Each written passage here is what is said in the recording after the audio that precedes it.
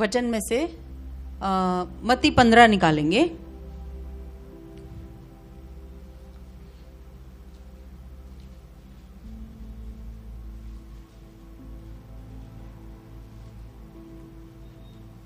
मत्ती 15 पहुंचने से पहले हम देखेंगे वहां पर 15-14 में क्या होता है। 14 में यीशु 5000 के भीड़ को खाना खिलाता है, हाँ, और शिष्य जो थे वो तूफान में फंस जाते, उनको निकालता है वहां से। और फिर जब 15 अध्याय में आते हैं हम देखते हैं वहां पर, और वहां पर एक जो स्त्री थी, जो लहू पीड़ित स्त्री थी, ठीक है, उसको चंगा करके परमेश्वर निकलता है। और वहां आप देखोगे 15 के पहले अध्याय में 15 का पहला वचन पढ़ेंगे, मत्ती 15। तब यरूशलेम से कितने फरीसी और शास्त्री यीशु के पास आकर कहने लगे, तेरे चेले पूर्वजों की परंपराओं को क्यों टालते हैं कि बिना हाथ धोए रोटी खाते हैं। उसने उनको उत्तर दिया, तुम भी अपनी परंपराओं के कारण क्यों परमेश्वर की आज्ञा टालते हो। क्योंकि परमेश्वर ने कहा है, अपने पिता और अपनी माता का आदर करना, और जो अपने पिता या माता को बुरा कहे वह मार डाला जाए। पर तुम हो कि यदि कोई अपने पिता या माता से कहे, जो कुछ तुझे मुझसे लाभ पहुंच सकता था वह परमेश्वर को भेंट चढ़ाया जा चुका, तो वह अपने पिता का आदर न करे। इस प्रकार तुमने अपनी परंपरा के कारण परमेश्वर का वचन टाल दिया है। हे कपटियों, यशायाह ने तुम्हारे विषय में यह भविष्यवाणी ठीक ही की है। वे लोग होठों से तो मेरा आदर करते हैं, पर उनका मन मुझसे दूर रहता है, और वे व्यर्थ मेरी उपासना करते हैं, क्योंकि मनुष्य की विधियों को धर्मोपदेश करके सिखाते हैं। ओके, तो मैंने जैसे कहा कि मत्ती 15 के पहले यीशु बहुत बड़े चमत्कार, बहुत बड़े चंगाई, बहुत बड़ा तूफान, ये सब कर कर यीशु मसीह आ रहा है। और वहां पर हम पढ़ेंगे कि जो पहला वचन पढ़िए, 15 का पहला। तब यरूशलेम से कुछ फरीसी और शास्त्री यीशु के पास आए। यरूशलेम से कुछ शास्त्री, यीशु जहां था वहां से करीबन 100-200 किलोमीटर दूर उससे ये सवाल पूछने आए कि भाई तेरे शिष्य क्यों तेरे चेले पूर्वजों की परंपराओं को क्यों टालते हैं। पूर्वजों की परंपराओं को क्यों टालते हैं। और यीशु ने क्या जवाब दिया।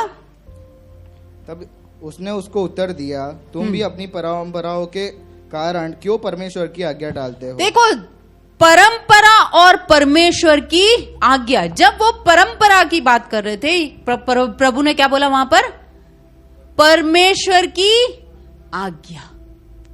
जब परंपरा की बात आई तो परमेश्वर ने जवाब किससे दिया, परमेश्वर की आज्ञा से।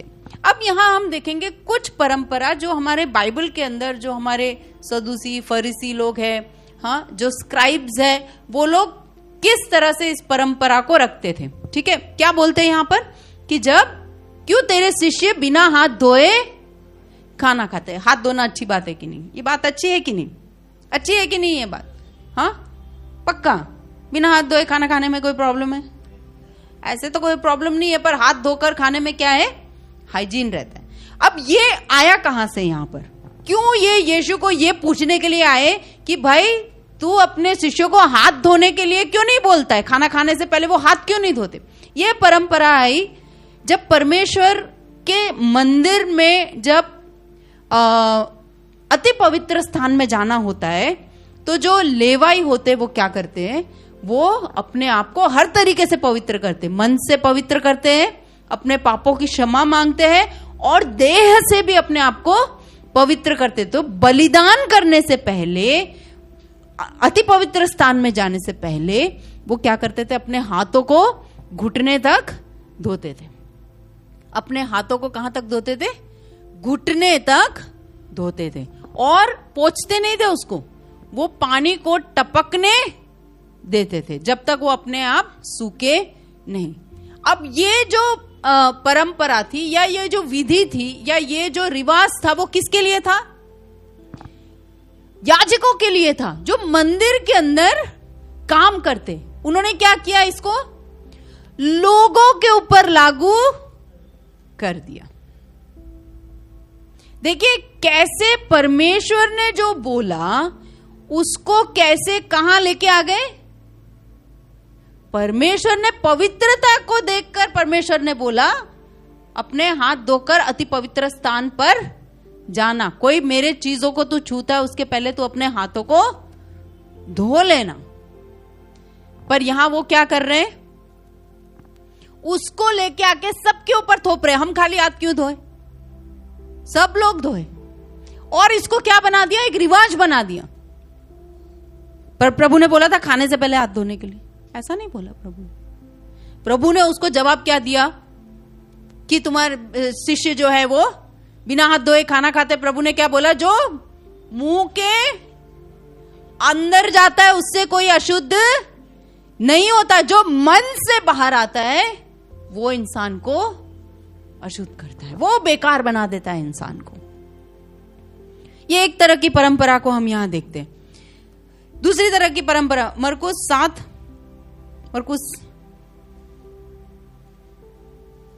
7 यही है। मरकुस 7 में भी यही बोला गया है, 11 से 13। देखिए मरकुस 7 11 से 13 क्या बोल रहा है।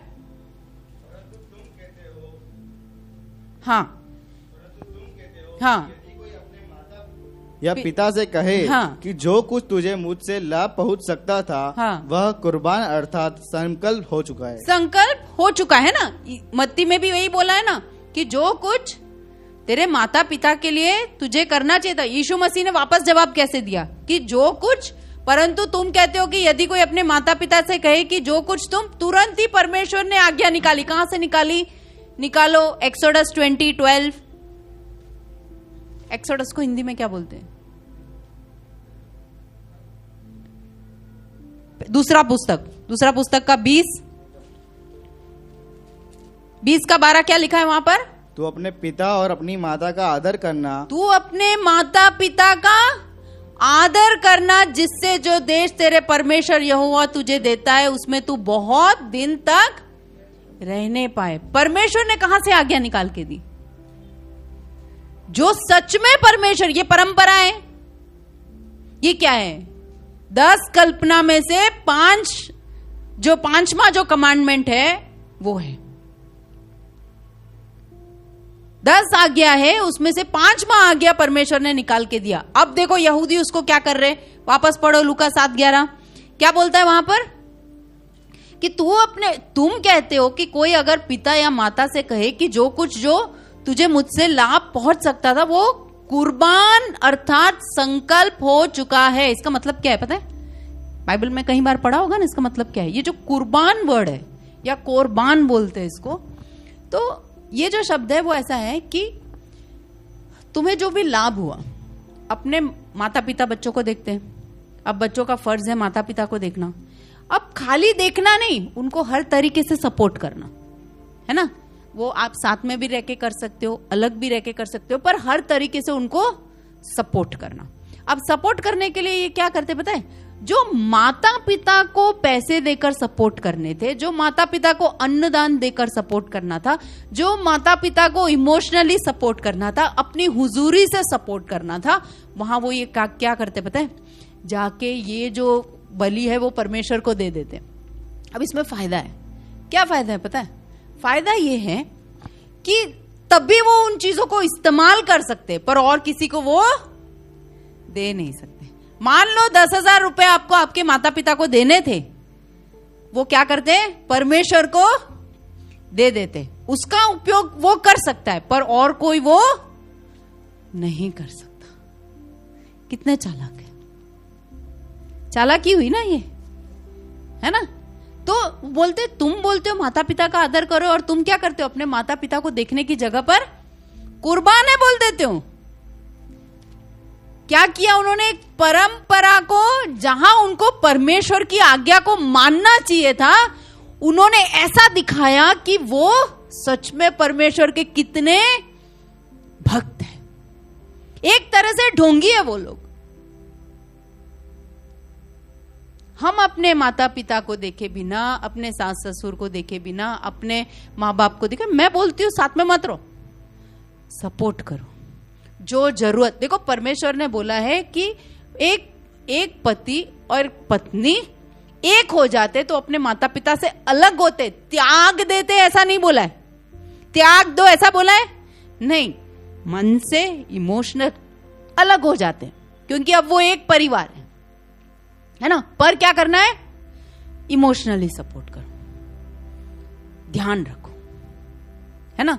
जितना हो सके तुम कर सकते हो वो करो। पर हम क्या बोलते हैं, नहीं नहीं, मैंने परमेश्वर को त्याग दिया, अब इतना पैसा कोई कुछ नहीं कर, मैं यूज कर सकता हूं सिर्फ, समझ रहे हो, मैं यूज कर सकता हूं पर नहीं कर सकते। माता पिता के नाम पे बिल, माता पिता को बोलते जो था वो हमने कुर्बान कर दिया। ऐसे और भी परंपरा है, पढ़िए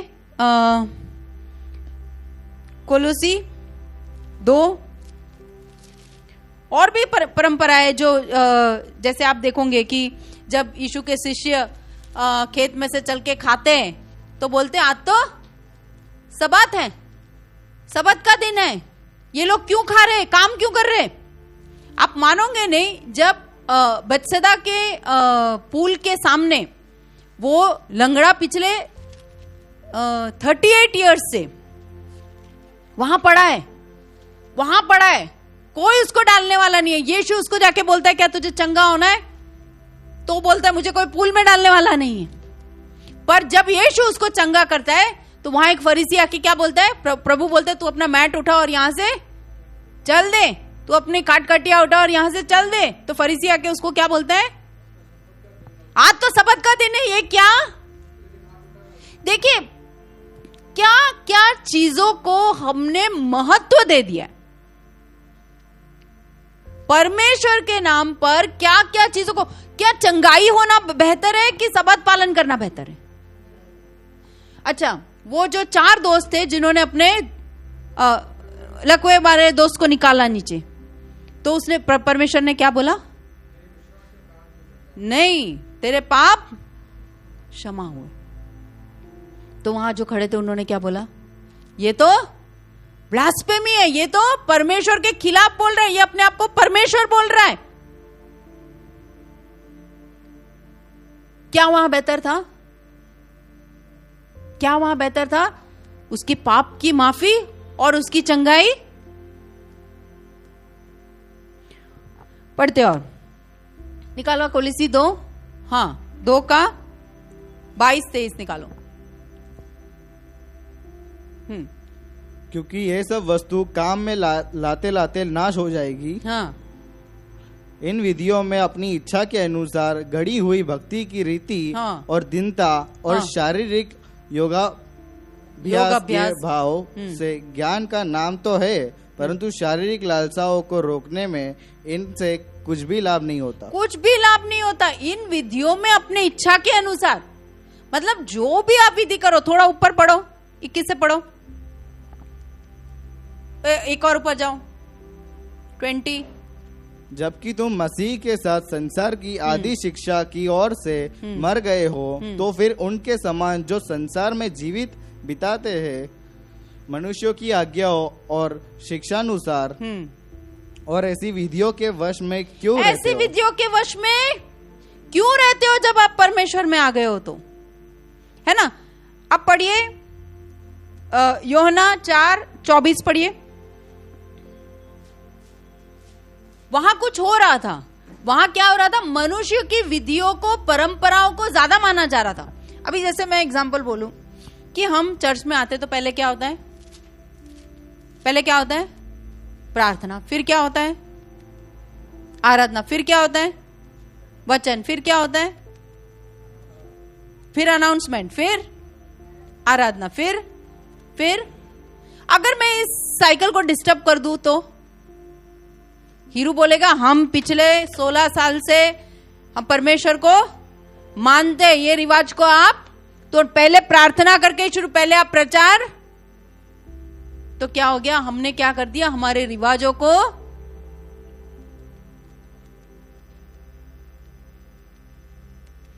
आप सब चप्पल पहन के आए हैं अंदर?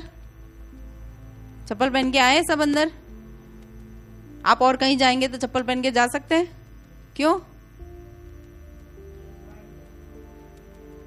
क्या हम परमेश्वर अपवित्र हो जाएगा? अच्छा चलो, बाहर की कलीसिया में तो हजारों लाखों की संख्या में लोग जाते हैं, वो सब अपने चप्पल बाहर निकालेंगे तो क्या होगा? चप्पल घर बनाना पड़ेगा, एक बिल्डिंग चप्पल के लिए बनाना पड़ेगा, उसके अंदर 10 लोगों को रखना पड़ेगा लॉकर के साथ। चले तो देखिए, यहां से वहां जाते रिवाज चेंज हो गया। ठीक है, एक और रिवाज को हम पढ़ते। कोलिसी पढ़ा ना हमने? हाँ, मत्ती 23 का 5 पढ़ो।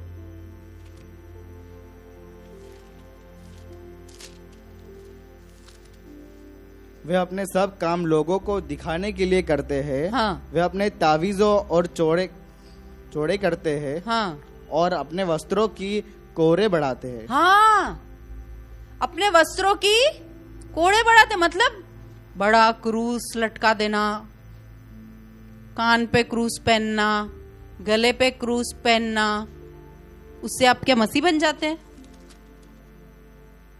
अच्छा, आपने सफेद कपड़े पहन लिए तो क्या आप मसीह बन जाते हैं? अभी मैं कुछ दिन पहले एक एंगेजमेंट में गई थी, तो वहां पर जो लोग आए थे, जो पादरी लोग आए थे, उनके पास एक अलग सफेद कपड़ा होता है, ऊपर से वो पहनते है ना, सफेद कपड़ा अलग है। और जब वो आके प्रार्थना करते हैं तो जो परमेश्वर की प्रार्थना, हे हमारे स्वर्गीय पिता तू जो आसमान में है, हाँ, वो वाला जो प्रार्थना है वो पूरी कलीसिया साथ में करती है। जब वो फादर सामने आके खड़े होते हैं और वो बोलते हैं, तो पहले वो मरियम को बोलते हैं, फिर उसके बाद बोलते हैं कि अब हम तेरे बेटे ने प्रार्थना की वैसे प्रार्थना है हमारे स्वर्गीय पिता। तो पूरी कलीसिया प्रार्थना साथ में करती है। और जब वो स्टेज पे जा रहे थे, तो हर बार वो स्टेज पे जा रहे थे तो वो अपने पहले पादरी के पास जाएंगे, तो पादरी उनको क्या करेगा, इधर एक जन आओ जल्दी से, हाँ अब ये जैसे इसको बोलने जाना है ऊपर आ, तो पहले पादरी के पास जाएंगे, आ गया, पादरी उनको ऐसे करके भेजेगा, जाओ, अब वो बोल सकती है आगे जाके। देखो, मान सम्मान ये सब बहुत अच्छी बात है, रिवाज क्यों होना चाहिए, ताकि हम एक ऑर्डर में चले, है ना। कभी भी प्रार्थना शुरू कर दिया, कभी भी मैसेज बोलना शुरू कर दिया, कभी भी आराधना, लोगों को पता ही ना चले, नए लोगों को कैसे बुलाएंगे। कभी भी तुम कुछ भी आके शुरू कर, एक ऑर्डर के लिए जरूरी है, पर जब वो परमेश्वर की आज्ञाओं से बढ़कर हो जाता है तो देखो, संडे चर्च आना भी रिवाज है। रेलवे स्टेशन में 4 जन खड़े हो तो वो कलीसिया है। रिवाज से आते हैं ना हम, रविवार को तो हम चर्च जाते हैं, रिवाज नहीं। आप रविवार को इसलिए आते हो ताकि हम संगति कर पाए। आप क्यों आते हो, ताकि हम लोगों से मिल पाए, हम संगति कर पाए, हम परमेश्वर के राज्य को बढ़ा पाए, उसकी स्तुति और आराधना एक मन से कर पाए।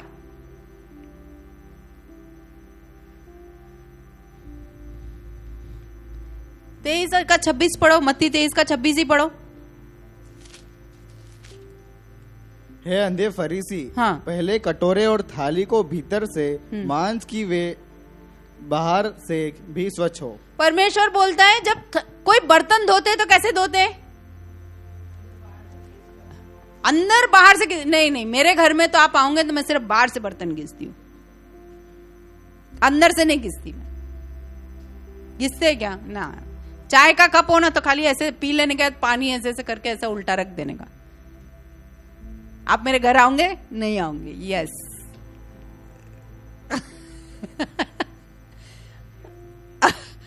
परसों का खाना बनाया और बाहर से बर्तन घिस के उल्टा रख दिया, क्या होगा?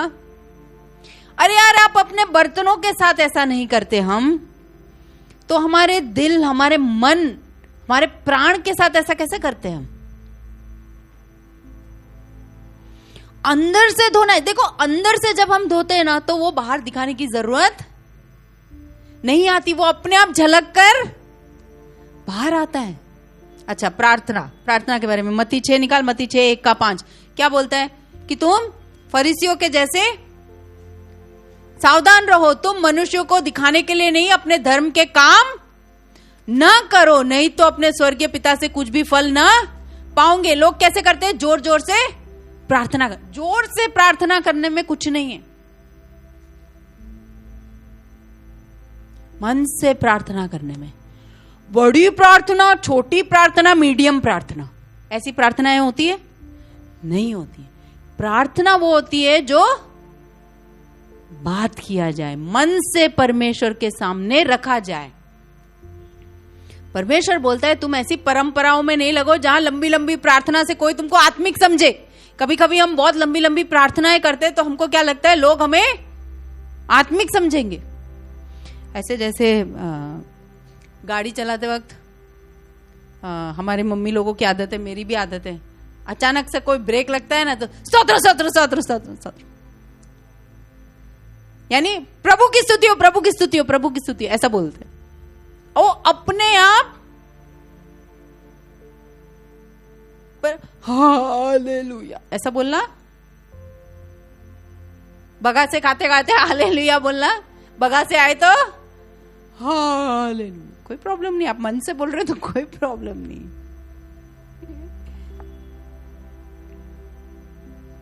आया कितने लोगों को बगासो आया?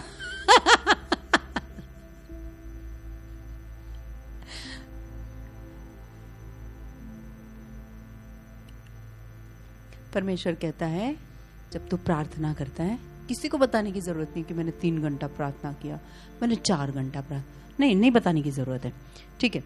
फिर खतना के बारे में जब बोलते हैं तो पौलुस और मेरे ख्याल से बरनबास के बीच में बहुत बहस हुई कि खतना होनी चाहिए और खतना नहीं होनी चाहिए। इस बारे में परमेश्वर ने क्या बोला इस बारे में? गलती 5 का 6 निकालो, परमेश्वर ने क्या बोला इस बारे में?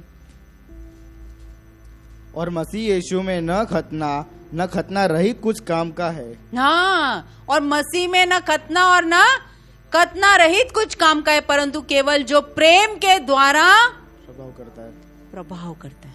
तो देखिए, कहीं ना कहीं हम हमारे जीवन के अंदर बहुत सारी परंपराओं को लाकर रख देते हैं और परमेश्वर की आज्ञाओं का उल्लंघन कर देते, पावरफुल बना देते परमेश्वर की परंपराओं को परमेश्वर की आज्ञा से।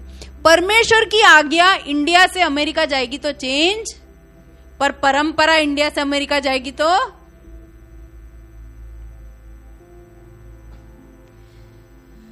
परमेश्वर की आज्ञा हमारे आत्मिक जिंदगी को बढ़ाता है, पर परंपरा क्या करता है?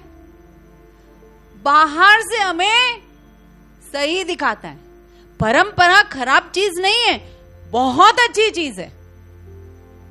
हमारी संस्कृति बहुत अच्छी चीज है, पर जब वो परमेश्वर के वचन को के ऊपर से आकर तुम पे हावी हो जाए तो वो गलत बात है। रखना चाहिए, हम तो बोलते हैं कि परंपराओं को रखना चाहिए, हमारी संस्कृति को हमें संभाल कर रखना चाहिए, है ना। पर जहां परमेश्वर का वचन आता है वहां पर प्रथम स्थान किसको देना चाहिए? परमेश्वर को देना चाहिए। कोलोसी 2 का 8 पढ़ो।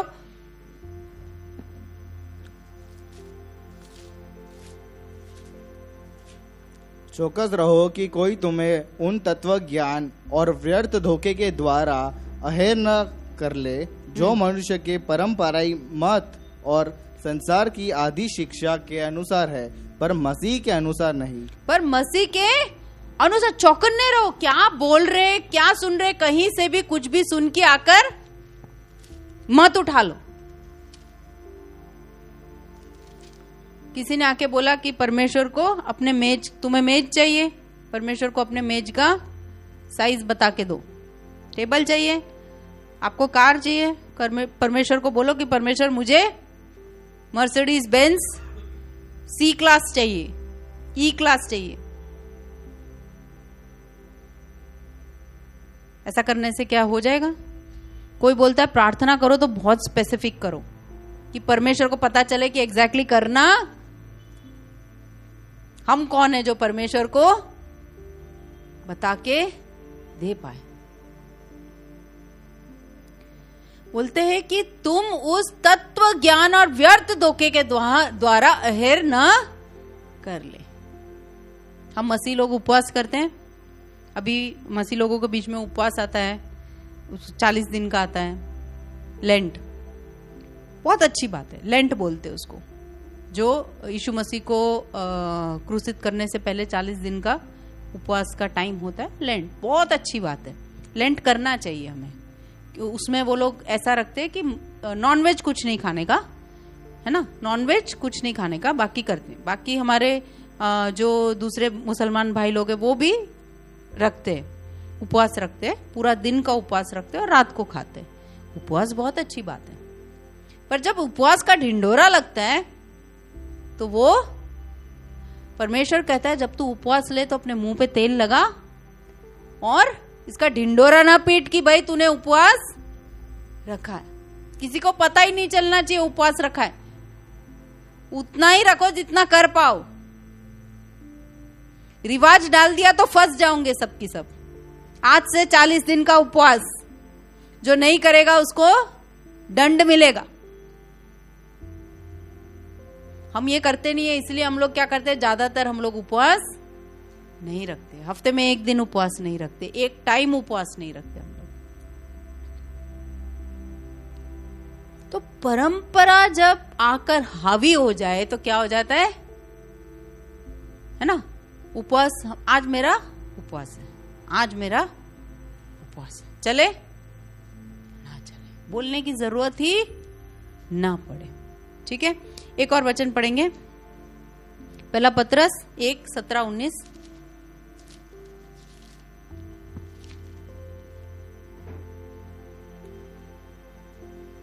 और जबकि तुम हे पिता कहकर उससे प्रार्थना करते हो, जो बिना पश्चाताप हर एक के काम के अनुसार न्याय करता है, तो अपने परदेशी होने का समय भय से बिताओ। है ना, तो जो समय हमारे पास है वो भय से बिताओ। अब आपको समझ में आ गया कि परंपरा या हमारी संस्कृति जो है या परमेश्वर का वचन, सबको पता है इंपॉर्टेंट क्या है।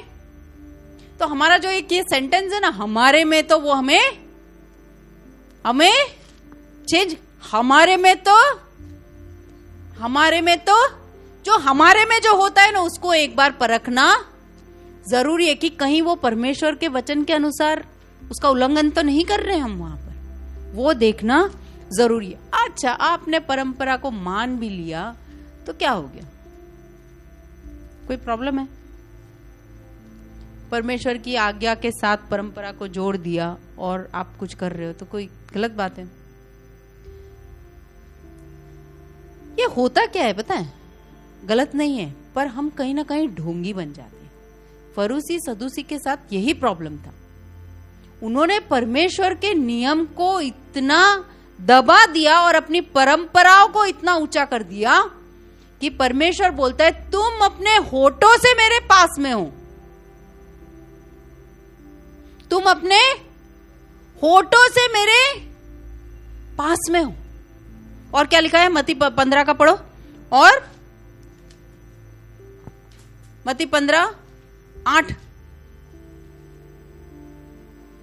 ये लोग होठों से, हाँ, ये लोग होठों से मेरा आदर करते हैं, पर उनका मन मुझसे दूर रहता है। होठों से मेरा आदर करते हैं पर उनका मन मुझसे,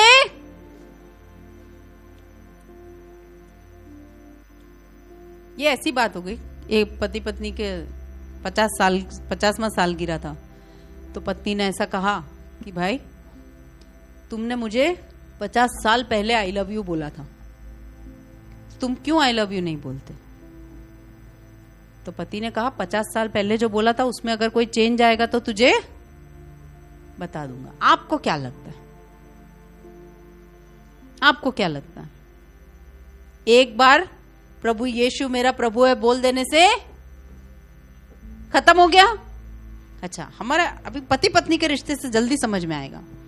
पति अपने दिल में आई लव यू दबा के रखता है, कभी पत्नी को आई लव यू बोलता नहीं। अच्छा, 2 एग्जांपल दूंगी। एक जन है जो आई लव यू बोलता है पर उसके कार्य के द्वारा कुछ दिखता नहीं। एक है जो आई लव यू बोलता है और अपने पति पत्नी को हर चीज में मदद करता है, कौन सी दंपत्ति आप बनना चाहोगे? पहली वाली या दूसरी वाली? क्यों करते हो? आप परंपरा में हो। अगर नहीं करते तो आप क्या हो? आप एक ढोंगी हो। वो कैडबरी का ऐड देखा है, पत्नी बोलती है कि आप मुझे आई लव यू नहीं बोलते हो, तो बोले मैं आई लव यू बोलता हूं ना, रोज कैडबरी लाता हूं तेरे लिए, रोज कैडबरी लाता। तो आराधना जो है, प्रभु बोलता है कि ये लोग होठों से मेरे आदर करते हुए और उनका मन मुझसे बहुत दूर रहता है। आगे 9वां वचन, और ये व्यर्थ में मेरी उपासना करते हैं क्योंकि मनुष्य की विधियों और धर्मदेश करके सिखाते हैं। व्यर्थ में करते हो, वो वीडियो चलाना दो। देखो आराधना में है ना, भजन संहिता 150 पढ़तो, भजन संहिता 150 क्या लिखा है? आराधना कैसे करते? आराधना कैसे करते? खाली लिप सर्विस नहीं होना चाहिए, है ना, खाली लिप सर्विस नहीं होना चाहिए। दूसरा, दिल दूर रख के आप आराधना नहीं कर सकते। जैसे मैंने बोला, खाली आई लव यू बोलने से आई लव यू नहीं होता। उसके प्रवृत्ति में अगर आई लव यू नहीं है तो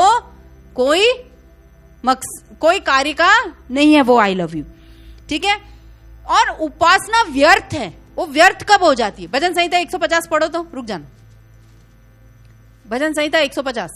यहाँ की स्तुति करो, यहाँ की स्तुति करो, परमेश्वर के पवित्र स्थान में उसकी स्तुति करो, परमेश्वर के पवित्र स्थान में उसकी स्तुति करो, उसकी सामर्थ से भरे हुए आकाश मंडल में उसकी स्तुति करो। हाँ, कैसे करना है? आकाश मंडल के नीचे खड़े होकर स्तुति करना है। उसके पराक्रम के कामों के कारण उसकी स्तुति करो। पराक्रम के, हाँ पढ़ते रहो। उसकी अत्यंत बड़ाई के अनुसार उसकी स्तुति स्तुति करो। हाँ, नरसिंगा फूकते हुए, सारंगी और वीणा बजाते हुए, डफ बजाते हुए, ताली वाले क्या ताल वाले बाजे और बांसुरी बजाते हुए उसकी स्तुति करो। ऊंचे शब्द वाली झांझ बजाते हुए उसकी स्तुति करो। आनंद के महाशब्द वाली झांझ बजाते हुए उसकी स्तुति करो। जितने प्राण है सबके या की स्तुति करो। जितने प्राणी है वो सब या की कैसे स्तुति करने को बोला है? वीणा बजा के बजा रहे हैं ना, है ना, जोर से स्तुति करो, बोल के स्तुति करो। हाँ, पर अब देखो, अब मैं आपको एक एग्जाम्पल बताती हूँ। जब एक सेलिब्रिटी प्रवेश करता है तो उसके फैंस को देखिए आप, साउंड देना प्लीज, उसके फैंस को देखिए आप, साउंड। ये सिंघम अगेन मूवी का एंट्रेंस है, ये थिएटर के अंदर का व्यू है, मैं भी अजय देवगन फैन हूं। आप लोग में से कोई है?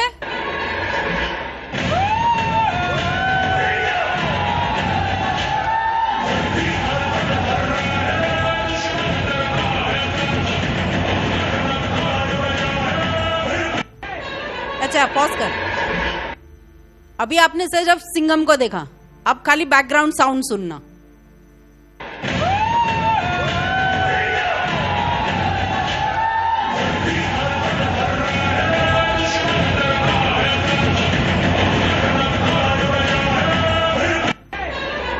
Okay, pause.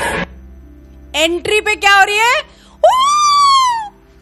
सीटी बज रही, सीटी बजा दो विनोद, सीटी बजा दो। हाँ, एक हीरो की एंट्री पे पूरा थिएटर, हमारी हीरो की एंट्री पे हमारा तो सोचो जरा, हमारी हीरो की एंट्री पे हमारा क्या होता है?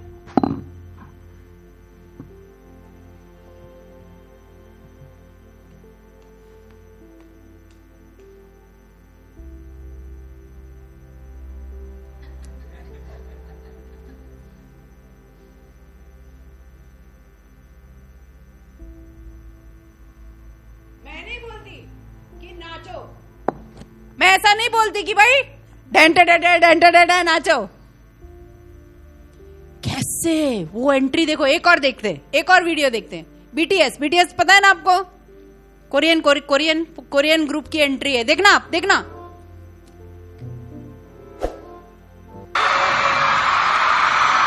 स्टेज पे? पब्लिक को देखो, एक भी बैठा है तो मुझे बताओ, एक भी बैठा है तो मुझे बताओ। जो है उनके पास वीणा नहीं है, कि कीबोर्ड नहीं है, ड्रम्स नहीं है, मोबाइल का लाइट है।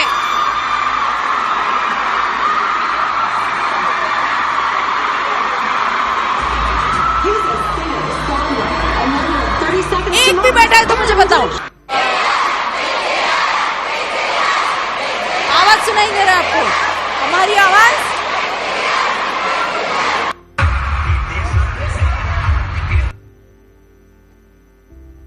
प्रभु की स्तुति करेंगे, हालेलुया।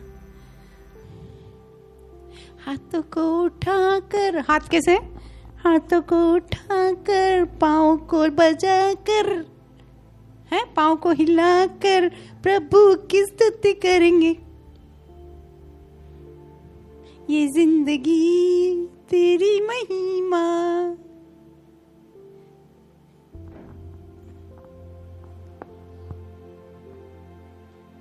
क्या कर रहे हैं हम? क्यों ढोंग कर रहे हैं हम? वो महान अति, वो गाने के बोल क्या है? ये महान, शानदार, परम प्रधान, सिरजनहार, अविनाशी, ओ परमेश्वर की हुजूरी में हम क्या कर रहे हैं?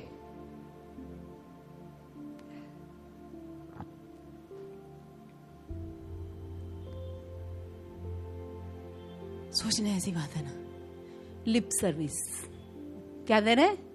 लिप सर्विस, होठों की सेवकाई। दिल कहाँ है? घर पर, या आईपीएल में, या बॉक्स क्रिकेट में, या रसोड़े में। दिल कहाँ है? दिल वहीं कहीं पड़ा है। तो यहां आकर आराधना करना क्या हो गया? व्यर्थ हो गया। यहां आकर आराधना करना क्या हो गया? व्यर्थ हो गया।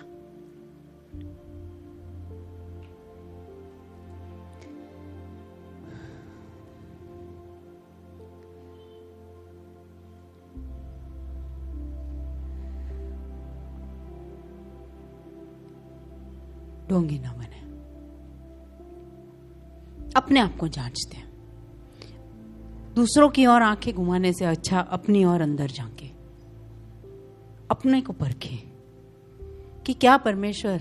हम हमेशा फरूसी सदूसी को बहुत बोलते, बहुत अच्छे लोग थे वो लोग, बहुत अच्छे लोग। हम फरूसी सदूसी को बोलते नहीं, पालन तो करते हैं, कुछ तो करते हैं। हम जीवित परमेश्वर को जानने के बाद भी हमारी हालत देखो। क्यों ना परमेश्वर के सामने जाए, अपने आंखों को झुकाए, कोई आगे आ जाए। Thank you Jesus, thank you Jesus, thank you Jesus, thank you Jesus. परमेश्वर पिता, हम तेरी हुजूरी में आते हैं प्रभु जी। कई बार हमारी जिंदगी में प्रभु जी हमारे परंपराओं को, हमारे नियमों को हम तेरे आज्ञाओं के ऊपर रख देते हैं प्रभु जी। परमेश्वर, हम खाली तुझे होठों की सेवकाई देते हैं प्रभु जी। हमारा दिल तो कहीं न कहीं दूर पड़ा है प्रभु। यहां से निकल कर जाते हैं प्रभु जी, फिर हम सब यहीं छोड़कर चले जाते हैं प्रभु जी। कभी कभी हम सिर्फ शरीर से तेरी आराधना करते हैं, क्योंकि प्रभु प्राण से आराधना करेगा तो शरीर रुक नहीं पाएगा। हम मन से, पूरे सामर्थ्य से, पूरे ताकत से तेरी आराधना करेगा तो शरीर रोक ही नहीं पाएगा।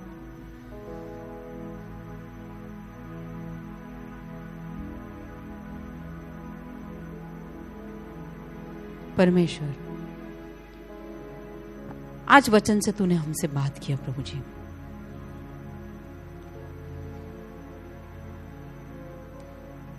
हम दूसरों के ऊपर न्याय ना करें प्रभु जी, हम खुद को देखें प्रभु जी। हमारी जिंदगी कैसी है प्रभु जी?